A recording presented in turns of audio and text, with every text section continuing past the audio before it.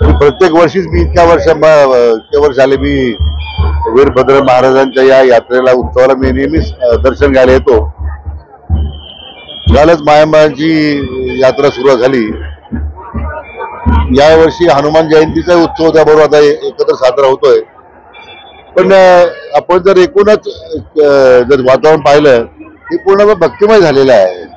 हिंदुत्वाबद्दल की लोकांच्या मनामध्ये जी असणारी जी आस्था आहे आणि त्याबद्दलची एक समाजामध्ये असणारी जागृती आज प्रत्येकाच्या भाविकाच्या चेहऱ्यावर पाहायला मिळते. आणि म्हणून मला वाटतं हे जे आपले तीर्थक्षेत्र आहेत, हे आपले अधिष्ठानं आहेत, या अधिष्ठानांना नतमस्तक होणं, त्याचा आशीर्वाद घेणं ही प्रत्येकाची इच्छा असते.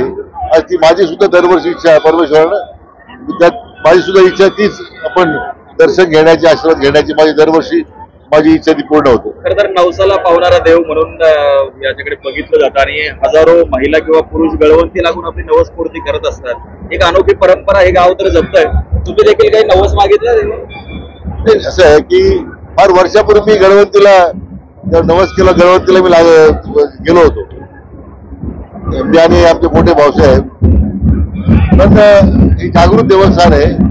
गणवंतीचं एक वेगळं वैशिष्ट्य आहे आणि परमेश्वर आपल्या सगळ्या इच्छा पूर्ण केलेल्या आहे.